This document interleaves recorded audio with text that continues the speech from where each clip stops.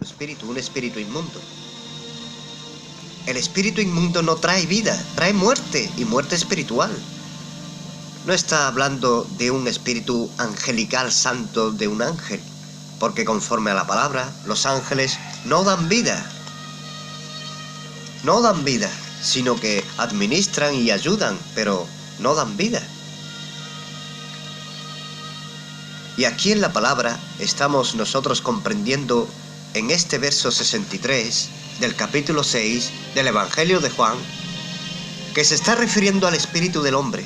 Así que el espíritu del hombre es el que da vida. El espíritu del hombre es el que da vida. Es el que da vida. De este modo, comprendemos lo que es el ser humano de que antes de que conozca a Jesucristo. Si bien puede tener muchos pensamientos, muchas emociones y mucha voluntad, también tiene un espíritu que le permite estar vivo, pero también lo que hay que reconocer según la persona que no conoce al Señor, según su género. Lo vemos en Génesis capítulo 1, verso 11, según su género. Puede estar viviendo y respirando, pero esto no implica de que esté participando de la vida eterna de Dios. Y al hablar de la vida eterna de Dios, estamos hablando de un conocimiento espiritual de la existencia de Dios.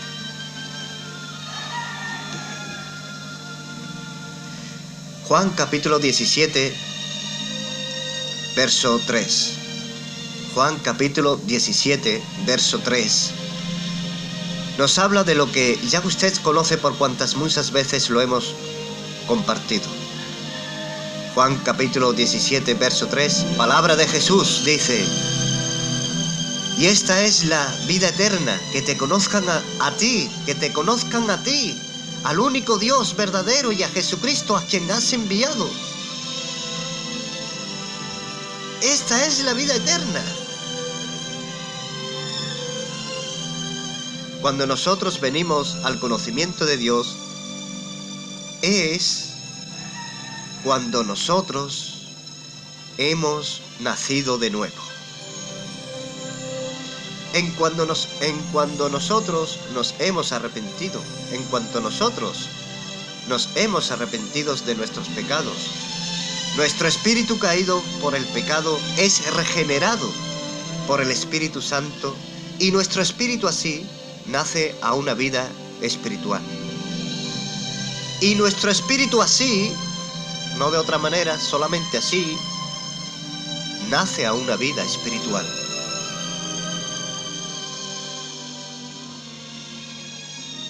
Juan capítulo 3, verso 6, nos habla de nuestro Señor Jesucristo, palabras de Él.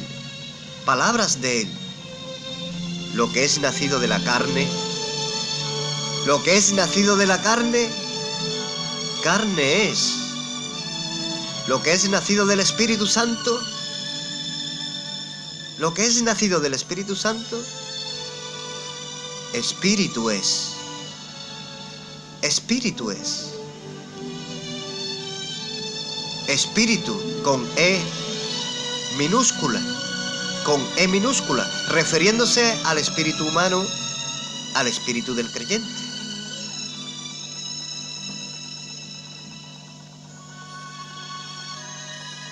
Lo que Dios hace en el momento de que la persona se acerca a Jesucristo, se arrepiente de sus pecados y confiesa que Jesús es su Señor y cree en su corazón de que Dios lo levantó de entre los muertos y cree que la sangre de Jesús limpia de todo pecado, en ese momento, no en otro, sino en ese momento, no en ningún otro momento del día, sino solo en ese momento del Espíritu Santo, entra en la persona. El Espíritu Santo entra en la persona y levanta el cuerpo caído de la persona. Y de este modo, esta persona nace del Espíritu Santo de Dios. Lo que es nacido del Espíritu Santo, espíritu es. Lo que es nacido del Espíritu Santo, espíritu es. En ese momento la persona tiene acceso a lo que es ya en un mundo espiritual, un reino espiritual. La persona a partir de ese momento empieza a experimentar muchas sensaciones en su interior que antes no las sentía. Y si las sentía en la más mínima proporción por cuanto su espíritu estaba caído. Y al hablar de un espíritu humano caído, no significa que el espíritu esté muerto y sin existencia, sino que al hablar del espíritu caído, estamos hablando de un espíritu que no tiene nada. Al hablar del espíritu caído, estamos hablando de un espíritu que no tiene nada, pero que nada de poder, nada de poder. Nada de poder. Nada de poder. Un espíritu que está totalmente al margen de las cosas que se ven y que se hacen en el mundo exterior. Un espíritu que le está privado totalmente para que actúe. Un espíritu entonces es de no tener poder para actuar y tomar control sobre el hombre. Un espíritu que lanza ligeros destellos de su existencia, un espíritu que manifiesta prontamente como un resplandor vivo y efímero, como una ráfaga luminosa que aparece y desaparece instantáneamente,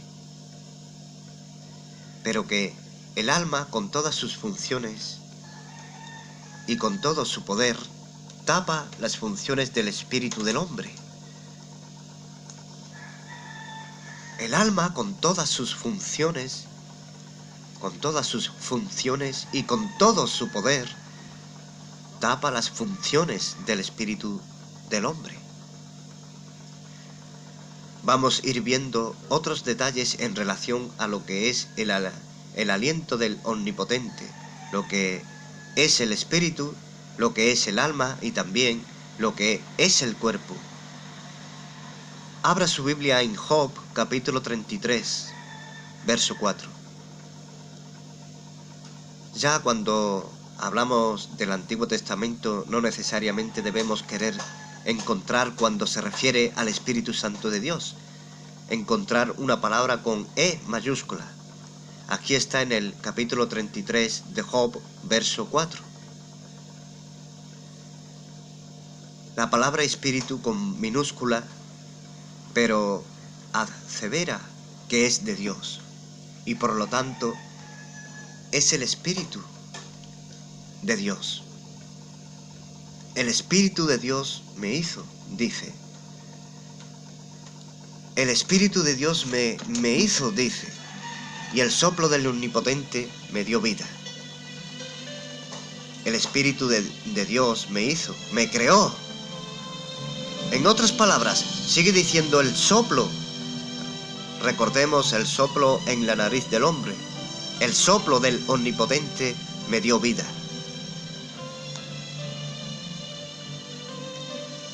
Tenemos que diferenciar dos tipos de vida.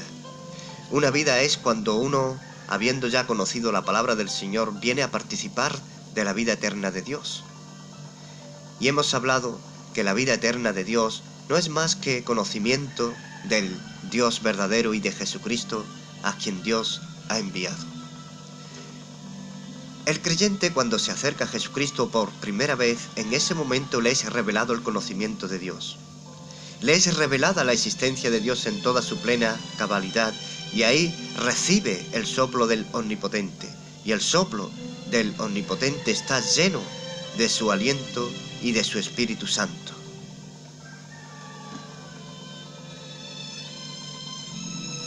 Mas es necesario comprender que cuando la persona no conoce a Jesucristo, no tiene la vida eterna de Dios.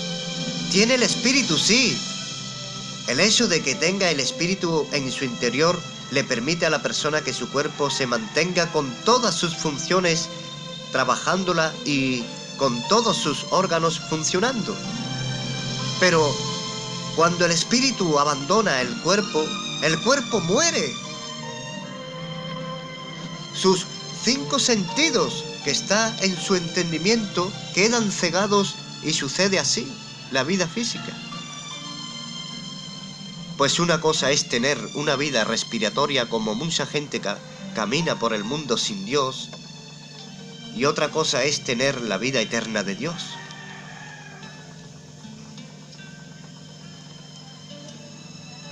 La vida eterna de Dios se da solo cuando nuestro espíritu caído es regenerado y se llena de todo su poder, con el cual Dios lo creó al principio. Ahora es preciso comprender que lo que es nacido de la carne, carne es. Cuando la persona nace y sale del vientre de la madre, ha nacido de la carne. Por tanto, carne es. Y el hombre, como está en el estado caído, desde la caída de Adán, es carne, está en desobediencia, por cuanto todos fuimos destituidos de la gloria de Dios.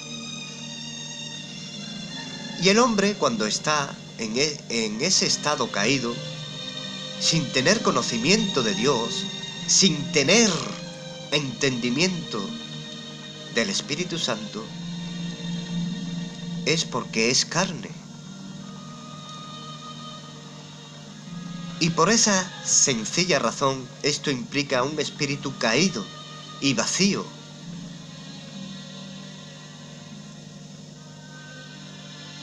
Y por esta sencilla razón, esto implica un espíritu caído y vacío de la vida de Dios, vacío del conocimiento pleno del Dios verdadero y de Jesucristo a quien Él ha enviado. Es decir, un alma que tan solamente se liga, un alma que solamente y totalmente se fija y se liga a hacer el mal, que también es un cuerpo mortal. Analiza esto en tu mente. Lo que es nacido de la carne, pues carne es. Así es el modo en que hemos sido nacidos de nuestras madres.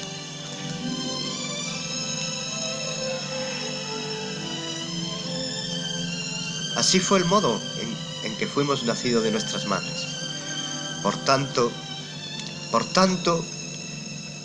hemos nacido de un espíritu caído. Hemos nacido con un alma corrupta y continuamente fijada a hacer el mal. Y de ese modo hemos sido nacidos de un cuerpo mortal, no inmortal. El cuerpo mortal es por causa de la caída del hombre.